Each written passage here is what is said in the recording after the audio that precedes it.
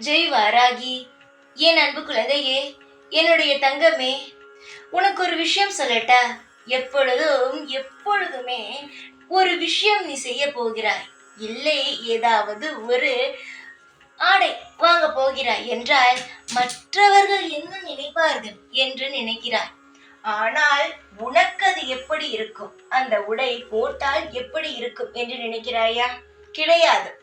அது போல ஒரு செயலை செய்கிறாய், அந்த செயல் உனக்கு தகுந்தது போல் இருக்குமா என்பதை யோசிக்கிறாயா? நம் இந்த செயலை செய்தோம் என்றால் மற்றவர்கள் நம்மை என்ன நினைப்பார்கள் என்றுதானே நினைக்கிறாய். ஒவ்வொரு நாளும் மற்றவர்களுக்காகவே வாழ்ந்து கொண்டிருக்கும் நீ உன்னுடைய பாதி வாழ்நாள் இல்லை, உன்னுடைய இப்பொழுது வாழ்ந்து கொண்டிருக்கிறாய் பார். இந்த நாட்கள் அனைத்தையும் துளைத்து விட்டாய் என்பதை நீ புரிந்து கொண்டாயா தங்கமே? உன்னால் எதுவுமே தானாக செய்ய முடியாதா? அடுத்தவர்கள் என்ன சொல்வார்கள் என்றேதான் நீ பார்க்க வேண்டுமா தங்கமே?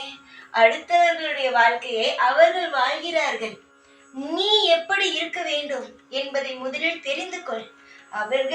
அவர்களுடைய வாழ்க்கையை நல்ல முறையில் வாழ்ந்து கொண்டிருக்கிறார்கள். உன்னை பற்றி எல்லாம் நீ நினைக்கிறாய் பத்தியா? அவர்கள் என்று அந்த அவர்கள் நினைக்கவே இல்லை.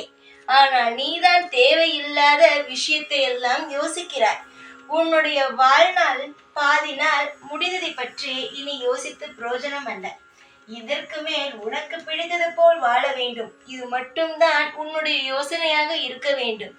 நீ தெய்வத்தை வணங்குகிறாய், தெய்வத்திற்கு பயந்து தெய்வம் எப்படி வாழ்க்கையில் நடக்க சொல்லி இருக்கிறதோ அது போல நடந்தால் போதும்.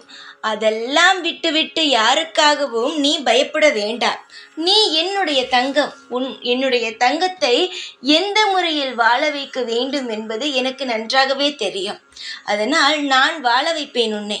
நீ தேவையில்லாமல் குழப்பிக்கொண்டு தேவையில்லாமல் வாழ்க்கையில் நடக்காத சில விஷயத்தை கூட நடந்து விடுமோ என்று நினைப்பது முற்றிலும் தவறானது. உன்னுடைய அனைத்து விஷயமும் எனக்கு தெரியும். நீ எதையும் போட்டு குழப்பிக் கொள்ளாதே. நீ அமைதியாக நிம்மதியாக வாழ்க்கையில் இருந்தாலே போதும். உனக்கு தேவையான அனைத்தும் உனக்கு கிடைக்கும். நீ என்னுடைய பிள்ளை தங்கமே. உன்னுடைய வாழ்க்கை அனைத்தும் என்னுடைய பொறுப்பில் இருக்கிறது.